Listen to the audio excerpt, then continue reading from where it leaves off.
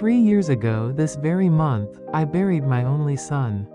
I still remember the scent of that day, funeral flowers, damp earth, and that sterile chemical smell clinging to the chapel. I was standing over Martin's casket, my hands trembling, but my face dry. Not because I wasn't crying, God knows I was, but because I'd already cried everything I had. I kept thinking, how'd I go on from here? And worse yet, what's left of me now? I had promised him, months before, that I'd keep the family together. I didn't know then that they had already decided to tear it apart. My husband stood beside me, dressed in black like a proper widower-in-law. His expression was unreadable, his posture stiff. Next to him, too close, stood Diana, my daughter-in-law. She clutched a handkerchief and dabbed her dry eyes, putting on a show for whoever was watching. But I was watching them. And I saw it, just a flicker, a glance passed between them. A glance I didn't understand back then. Something in it, too intimate, too familiar. At the time, I thought it was just grief. We all do strange things when someone we love dies. But I would come to learn that grief was only their cover. Their alibi, their distraction. The service ended. People came up to hug me, some genuinely mourning, others just fulfilling obligation. I stood like a statue, nodding politely, smiling when I had to. My body was there, but my spirit was buried with my son. Back at home, I made coffee for everyone. That's what mothers do. We serve, even in mourning. My husband slipped away into the study with Diana, saying they needed to go over some legal documents. I believed them. Of course I did. What kind of wife would I be if I questioned my husband of 37 years? What kind of mother-in-law would I be if I didn't trust the woman my son married? I didn't know then that the ink had already dried on something far more sinister than a death certificate. The next morning, I sat at our kitchen table, cradling a cold cup of tea, staring at the empty seat where Martine used to sit. That chair felt like a ghost. My heart felt like a tomb. And still, I thought, we will find a way forward. We have to. We're family. But the thing about betrayal is, it doesn't arrive all at once. No. It comes in whispers, sideways glances, and secrets spoken behind closed doors. And that morning, sipping that bitter tea, I didn't yet know that they, my husband and the woman I had once called daughter, had already rewritten the story of our lives. A story where I was no longer the matriarch. Just the leftover. But I am not one to go quietly. And they? They had no idea who they were trying to erase. 1 week after we laid Martine to rest, the silence in our home became unbearable. I remember it clearly, early morning, the kitchen filled with that soft golden light only fall can bring. I was sitting alone at the table with a chipped mug of chamomile tea. The same table where we'd once shared Sunday breakfasts, where Martine would sneak me little gifts on Mother's Day, where Diana used to laugh and help me roll tamales. Now, there was just me. Me, and the echo of a family that used to be. My husband walked in, tie already knotted, hair slicked back like he was headed to a meeting instead of a graveside. He kissed the top of my head like he always had, but something in it felt off. Robotic. Cold. I have some errands to run, he said, grabbing his keys. With Diana? I asked without thinking. He paused, just for a second too long. No, just some estate things to take care of. Paperwork. For your own good. For my good. Those words stuck to the back of my throat like a thorn. I nodded, but deep down, a shiver ran through me. I told myself I was being silly. That I was just raw from grief. But that morning, something shifted. Something small but sharp, like the crack in a mirror before it shatters. Later that evening, I walked past his study and heard voices, his and Diana's. They were speaking softly, too softly. I caught fragments. She doesn't need to know everything, we'll handle it, it's better this way. When I entered the room, they went quiet. Diana forced a smile and offered me tea like nothing had happened. My husband closed a folder a bit too quickly. I told myself again, grief makes people strange. We were all just adjusting. But I couldn't ignore the way they kept whispering behind closed doors. The way they stopped talking whenever I entered the room. The way Diana suddenly started asking about old family documents and insurance policies. She's just trying to help, I whispered to myself that night in bed, staring at the ceiling. But help shouldn't feel like intrusion. Help shouldn't make you feel small. And my husband? He started staying out later. Said he was sorting Martin's things at Diana's place. She needs support, he'd say. I didn't question it, not out loud, but I started writing things down. Dates, receipts, conversations, not because I planned anything, but because something inside me had woken up. Not rage, not suspicion, not yet, just the quiet intuition of a woman who's spent decades reading silence better than words. Something was wrong, and for the first time in a long, long time, I was paying attention. Over the years, I had convinced myself to overlook the little things. A glance too long, a gift too thoughtful, a laugh that didn't belong to me. I used to think I was just imagining it, that I was being too sensitive, too old-fashioned, too emotional. But grief has a way of clearing the fog. And when you sit in an empty house long enough, you start to see the ghosts for what they really are. I remember one Christmas, maybe 5 years ago, we were all around the fireplace. Martine had brought Diana over for the first time as his serious girlfriend. She gave me a candle set, lavender and vanilla, and I thanked her politely. But when it came time for the gifts from my husband, he handed Diana a necklace. Gold, dainty, just something I saw and thought of you, he said. I had gotten a scarf. Discount tag still attached. It stung, but I laughed it off. Told myself I was being silly. Then there were the family dinners. My husband would pull out a chair for her, pour her wine before mine, ask her opinion on things he used to only ask me about, money, travel, even politics. I told myself it was a sign of how much he respected her. That we were lucky to have such a close-knit family. I didn't see it for what it was, a slow redirection of loyalty. A quiet repositioning of trust. There were moments too intimate to ignore. Like the time I walked in on them in the garage, whispering. They jumped. He said they were planning Martin's birthday surprise. But Martin's birthday was still 2 months away. And Diana, she started taking more interest in my routines. Asking what medications I was on. If I had a will. If I needed help managing the finances. Always said with a sweet smile and a gentle voice. I thought it was kindness. Now I know it was strategy. What pains me most is how blind I let myself be. I mistook manipulation for care. I mistook their little conspiracies as family bonding. I was the one who welcomed her into our home, who made her favorite arroz con leche, who listened to her worries late at night when Martine was working late. I treated her like a daughter. And maybe that's the cruelest part of all. Because the betrayal that cuts deepest is the one that pretends to be love. I used to tell myself they were just close because they both missed Martine. That they were trying to heal together. But healing doesn't happen in whispers and secrets. It happens in the light.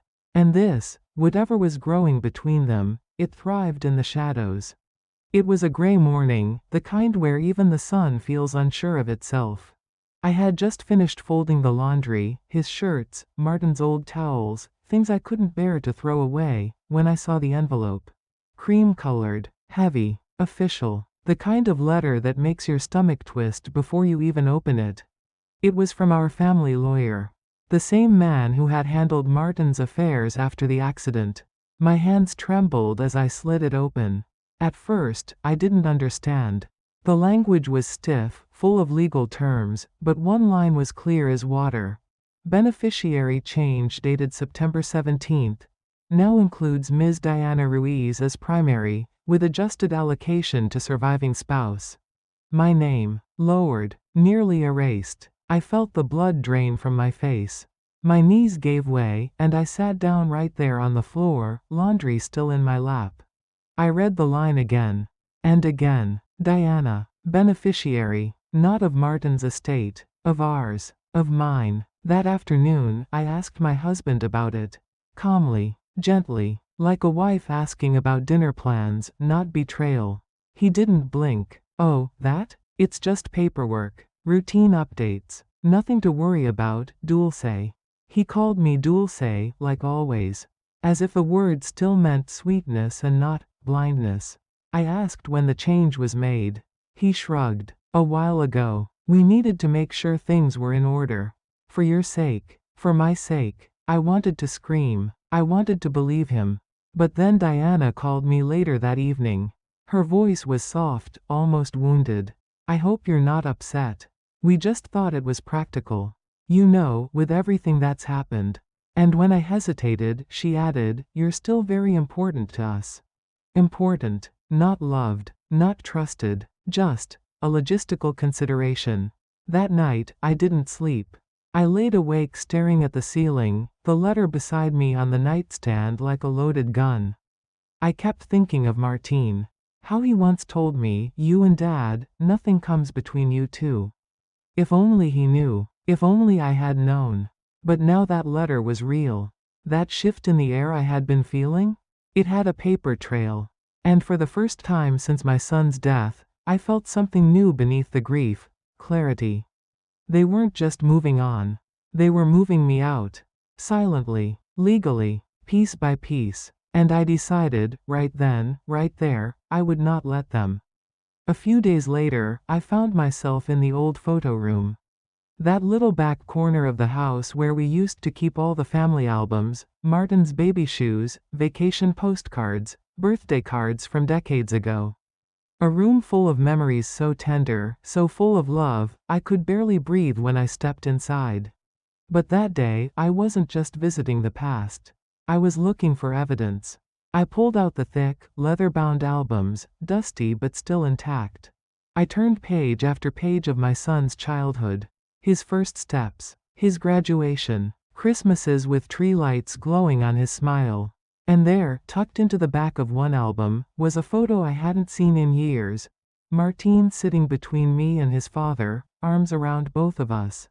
Diana kneeling beside him with her hand on my husband's knee. Her hand, on his knee. It meant nothing then, just a photo, but now, it burned. I kept flipping pages, noticing how many of them were out of order.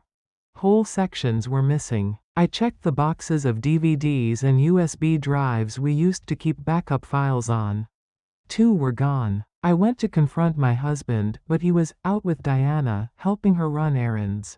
Always helping her, always unavailable when I had questions. Later that evening, I looked for our insurance file. The one Martine had once asked me to keep in my drawer, just in case. It was gone. I asked my husband about it. Probably misplaced, he said. Diana added helpfully, sometimes you put things in odd places, Dulce. Maybe you should rest. We can take care of the boring stuff. Odd places. The words felt like knives dressed as concern. That night, I remembered something odd. A few weeks earlier, I'd seen Diana coming out of my study when she thought I was napping. I had assumed she was just looking for a pen or a charger. Now I wasn't so sure. The next morning, I tried logging into the online insurance portal. It required a new password.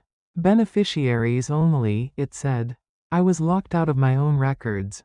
Locked out of my life. I sat down at the table where I had planned birthday parties and Christmas dinners, and this time, I made a different kind of list. Not of guests, not of groceries, but of what had gone missing. Of what had been rewritten, repurposed, and quietly reassigned. They thought I wouldn't notice. They thought age meant blindness. But let me tell you something about women like me, we don't forget. We observe. And the game they thought they were playing behind my back? I had just decided to start playing it too. 1 week passed. A week of locked files, missing papers, and 2 people who suddenly became very interested in whether I was sleeping enough or feeling confused lately. I wasn't confused. I was wide awake. So I did what women of my age do when we're unsure. I called my best friend. Her name is Teresa. We've been friends since our sons were in diapers. She's the kind of woman who never minces words, never sugarcoats anything. When her husband left her for a younger woman at 60, she got the house, the car, and her groove back in under a year. We sat at her kitchen table, the one with the crocheted runner and the ceramic rooster centerpiece we've both laughed about for years. She poured me tea, gave me a look, and said, "Talk." And I did. I told her everything, about the lawyer's letter, the missing photos, the insurance passwords, the way Diana and my husband kept exchanging glances like I wasn't in the room. When I finished, I half expected her to say I was imagining things. Instead, she leaned back, crossed her arms, and said, "They're not just using you. They're replacing you." That hit me like a slap. Not because it was cruel, but because it was true. "They want to make you seem incompetent," she added, "so that when they finally push you out, no one questions it." I hadn't cried since that first day at the funeral. But in Teresa's kitchen, with the scent of cinnamon tea and old lavender soap hanging in the air, the tears finally came. Not because I was weak. Because I was tired of pretending I wasn't being hurt. Teresa put her hand over mine. "You need a lawyer. A good one. And if you can afford it, hire someone to find out exactly what they've changed." I nodded. But I was afraid. Afraid that if I went down this road, there'd be no coming back. That Martin, my son, would never forgive me, even if I was right. But Teresa, bless her, she looked me straight in the eyes and said, "Sweetheart, forgiveness is cheap when you're 6 feet under. You need to protect yourself now." That night, I didn't answer the phone when Diana called. She left a message, all sweet and syrupy. "Just checking on you, Dulce. You've been so quiet. Don't want you to feel alone." Alone? No, I wasn't alone anymore. I had Teresa. I had clarity. And soon, I'd have a plan. 2 weeks later, I walked into a law office with trembling hands, and left with something I hadn't felt in months: control. Teresa had recommended someone, sharp, calm, experienced with estate law and elder protection cases. His name was Mr. Alvarez, and from the moment I stepped into his office, I knew I was in the right place. His assistant offered me coffee, but I declined. I needed to stay clear. He sat across from me, pen poised, listening as I recounted everything. The will changes, the frozen accounts, the disappearing documents, the tone in my husband's voice when I asked the wrong questions. When I got to the part about Diana saying, "Only beneficiaries can access the records," he paused and raised an eyebrow. "You're the surviving spouse," he said plainly. "Unless there's a legal document stating otherwise, you are the default beneficiary." I nodded. That's what I thought. He tapped his pen once against the desk and said, "We'll need to pull everything. All wills, policy documents, financial statements. If any changes were made without full consent or under pressure, that's fraud." Fraud. The word made me sit a little straighter. He handed me a checklist and said gently, "It's going to be a process. They might push back. Are you ready for that?" I looked him in the eye. "I buried my son. I can handle anything after that."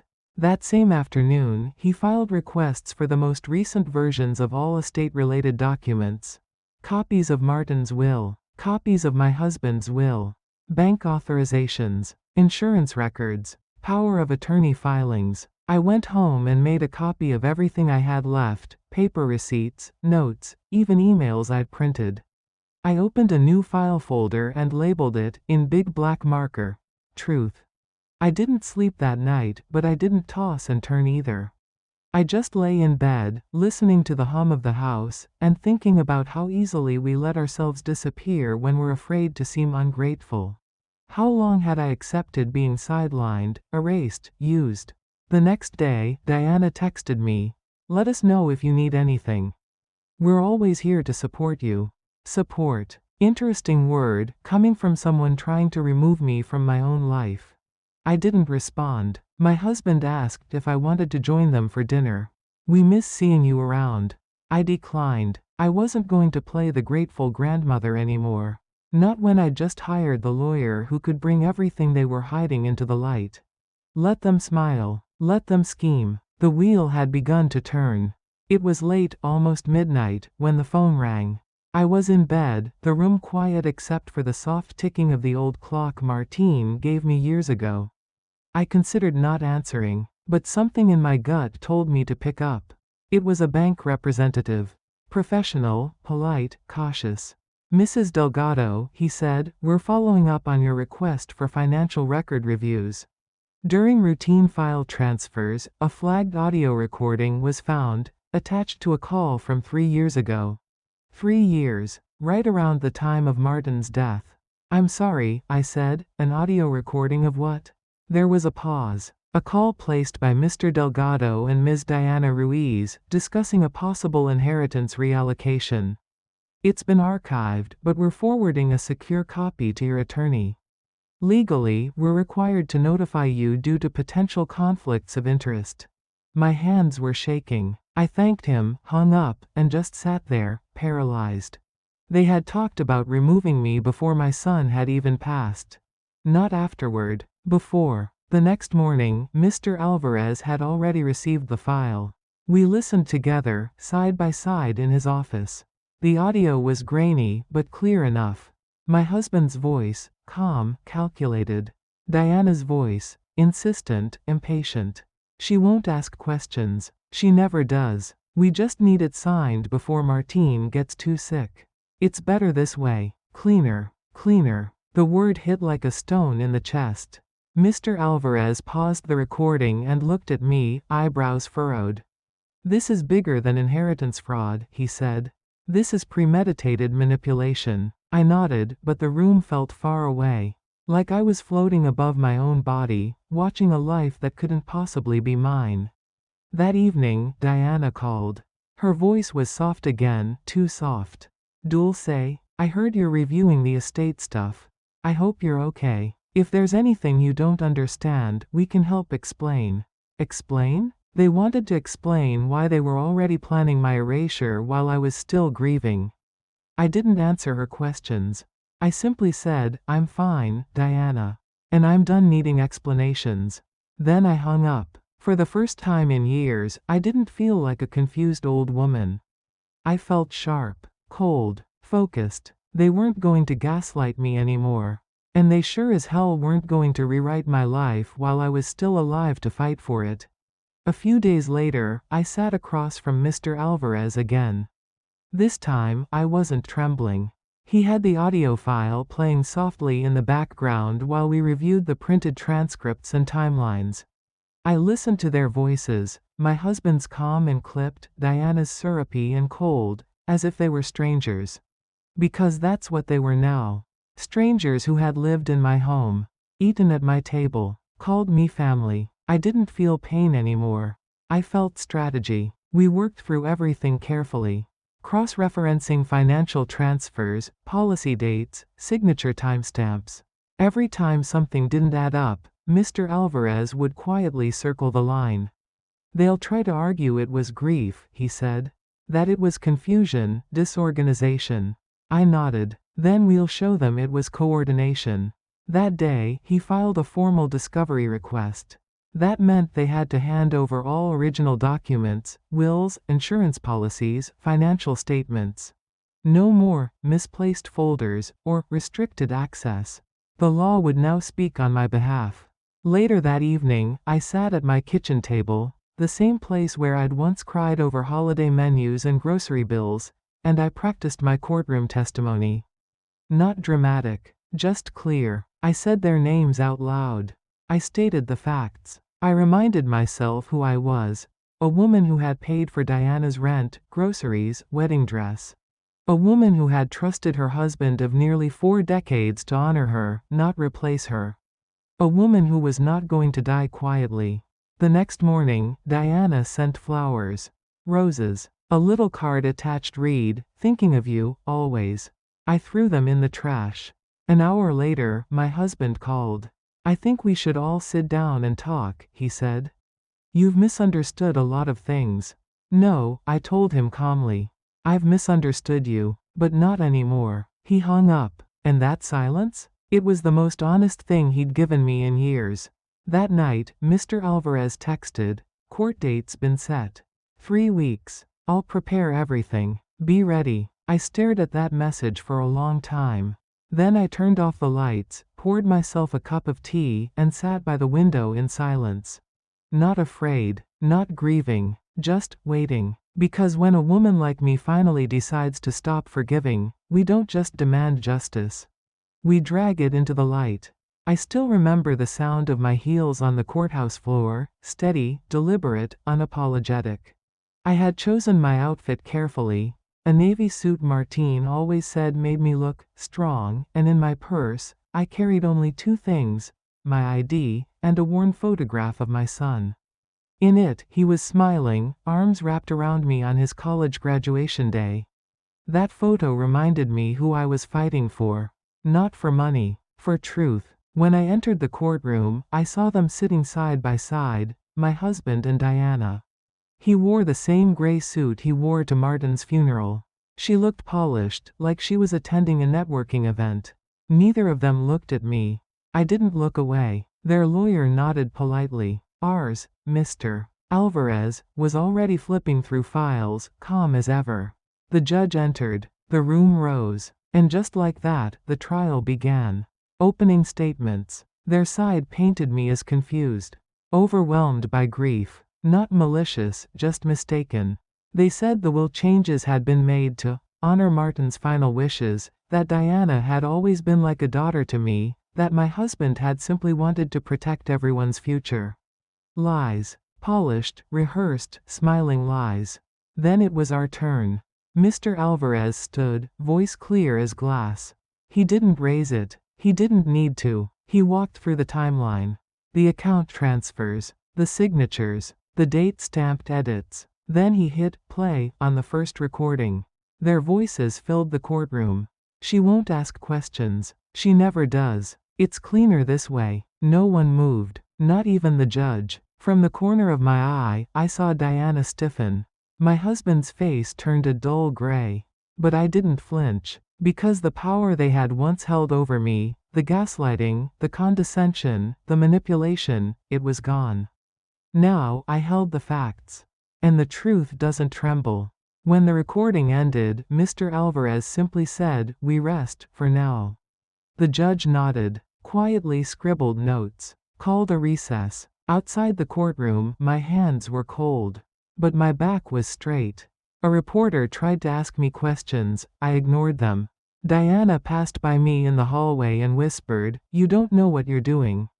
I turned to her, smiled gently, and replied, "No, dear. You don't know who you were doing it to." That day wasn't the end. But it was the turning point. The moment they realized I wasn't just some grieving mother. I was the woman they underestimated. And that mistake would cost them more than they ever imagined. They thought I'd be quiet. They thought I'd mumble through some statement, maybe get emotional, maybe confuse a few details. They thought grief had made me weak. But when I stood up in that courtroom, my voice steady, my back straight, I watched their expressions shift. Surprise. Then doubt. Then fear. Because I didn't cry, I testified. I was the one who paid Diana's rent, I said. I paid for the wedding dress. The groceries. The emergencies. I gave without question, because I thought that's what love meant. I looked directly at Diana. She thanked me. She hugged me. And all the while, she and my husband were planning how to erase me. Slowly, legally, quietly, I turned to the judge. My son, Martin, was a good man. If he had known what they were doing, he would have stopped it. He would have protected me. But he's gone. So now, I protect myself. Then Mr. Alvarez presented the documents. Timeline charts. Bank transfers. Changed beneficiary forms with suspicious dates. The judge flipped through them, slow and focused. Their lawyer tried to argue it was circumstantial. That my husband didn't fully understand the legal implications.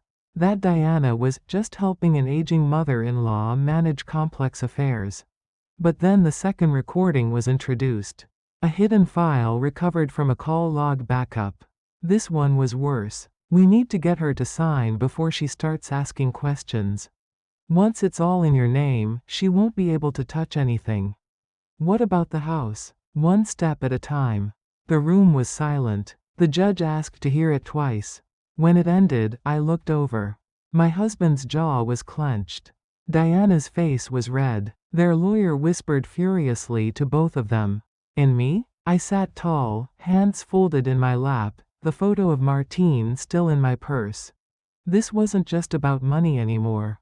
It was about truth, about dignity, about showing every woman who's ever been pushed to the margins that we are not disposable.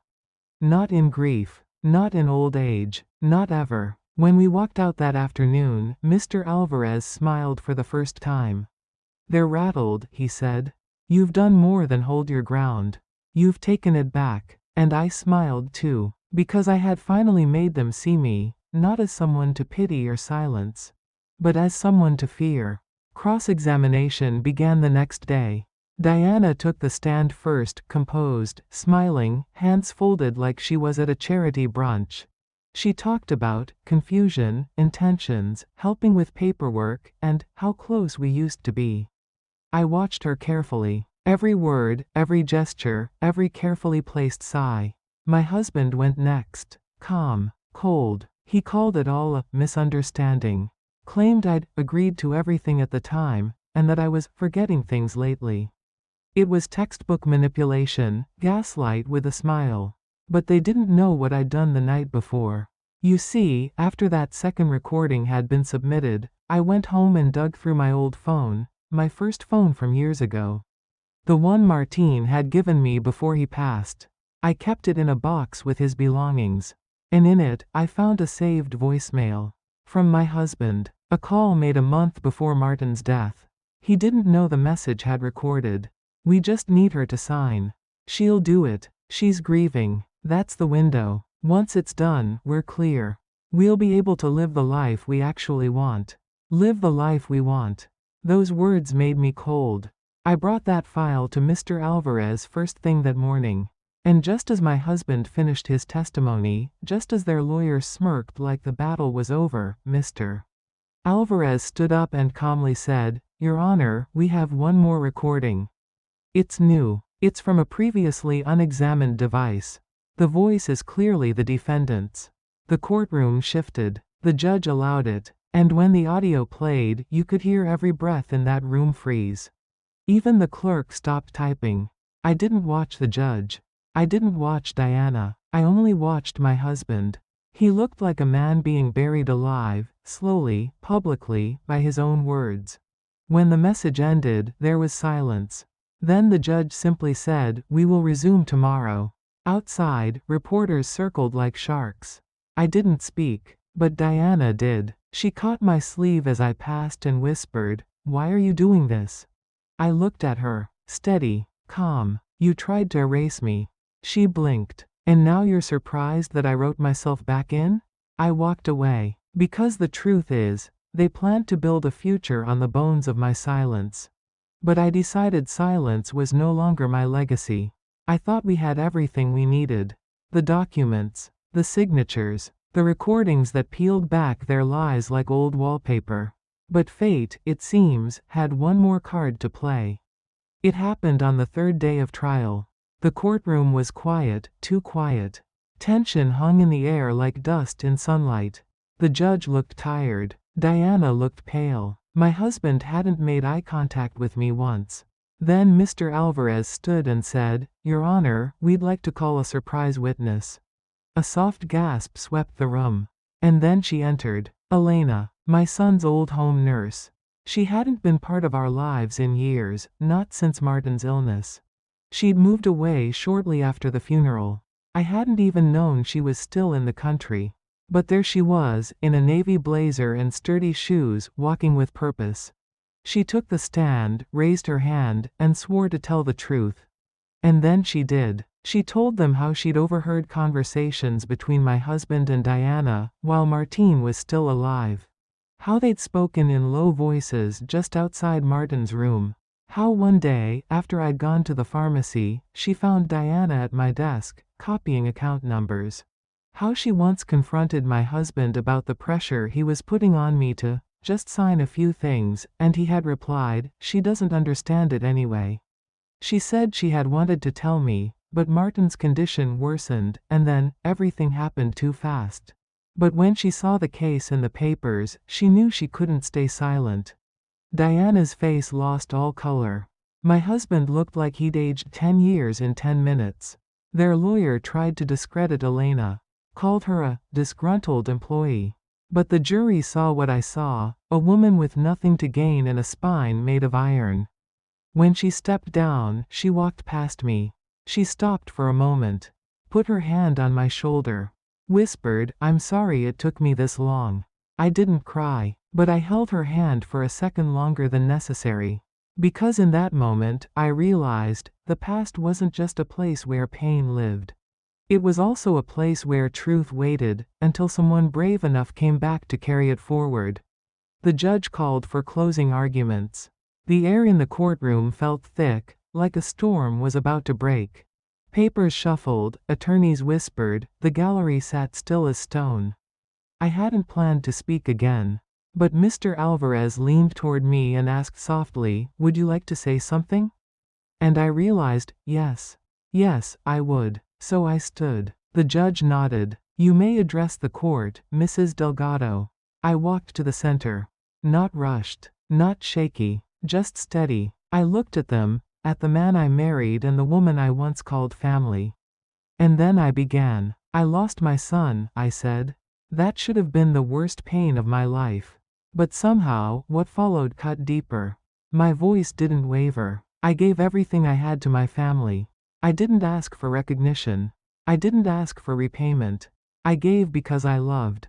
Because I believed that love was sacred. I looked straight at Diana. "And you took that love, and you twisted it into a strategy." Then I looked at my husband. "And you, the man who once vowed to protect me, you sold that vow for convenience." Diana looked down. My husband stared ahead, stone-faced, ashamed, or simply caught, I'll never know. "You tried to convince the world I was confused. Fragile. That grief had made me unfit to manage my life. I let that hang in the air.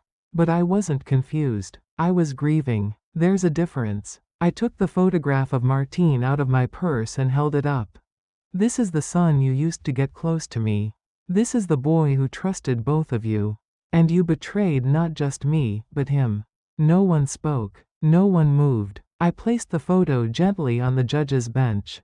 "This fight was never about money," I said. "It was about dignity. About not letting anyone erase me while I'm still alive." And then I ended simply, "I may be a widow. I may be a mother who mourns. But I am not weak. And I will not be silenced." When I returned to my seat, I didn't look back. I didn't need applause. I didn't need tears. Because sometimes, justice begins the moment you say your own name out loud and refuse to apologize for surviving. Verdict day. The courtroom was packed. Faces I didn't recognize, whispers I didn't listen to. I sat near the front, hands folded in my lap, Martin's photo resting beside me like armor. The judge entered, robe flowing, eyes unreadable. Everyone rose. Everyone sat. The air held its breath. And then she began. "In the matter of contested inheritance and alleged fraud." I heard my name first. Then my husband's. Then Diana's. Every sentence felt like it moved through water, slow and weighty. But then the words I'd waited to hear for months came down like the swing of a gavel. "We find sufficient evidence of intentional manipulation of estate documents. The court orders full restitution of misappropriated assets to Mrs. Delgado. All legal fees and damages to be paid by the defendants." I didn't cry. I didn't smile. I just breathed. For the first time in 3 years, my lungs felt full. The courtroom erupted into murmurs. Reporters dashed out. Their lawyer slumped in his chair. Diana sat frozen, staring at nothing. My husband? He looked smaller somehow, like a man who'd bet everything and lost more than he'd imagined. Mr. Alvarez leaned over. "It's done," he whispered. "You won." But that's not what it felt like. It didn't feel like a victory. It felt like a funeral for a version of my life I'd spent years pretending still existed. When we exited the courtroom, the flash of cameras blinded me. Questions flew like arrows. "Mrs. Delgado, how does it feel to win? Do you have anything to say to your family?" I didn't answer. I didn't need to. I wasn't there to prove anything to the world.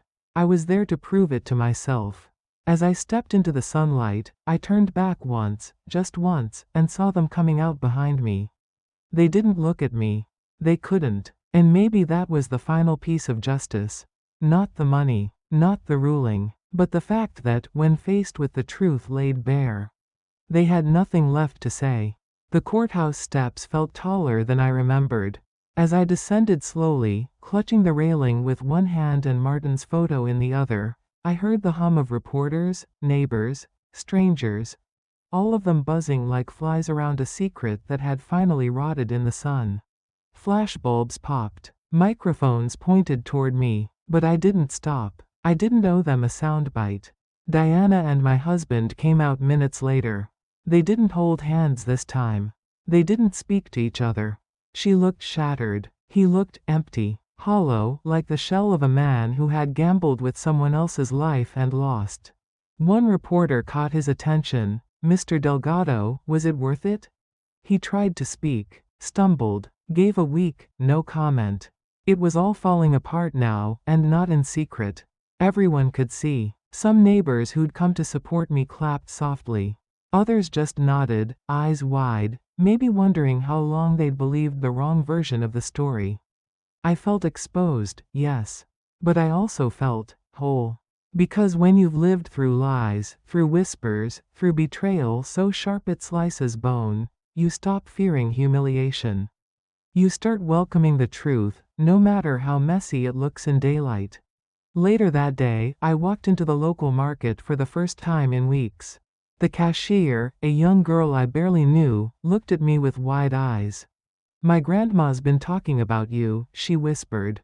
"She says you're brave. Brave. Not bitter. Not broken. Brave." I went home with my groceries and stood in the kitchen, the place where all of this began, with cups of tea and missing documents and that gnawing sense that something wasn't right.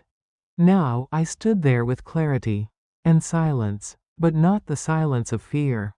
The silence of peace. The kind that comes after a storm that didn't break you, but revealed who you really are.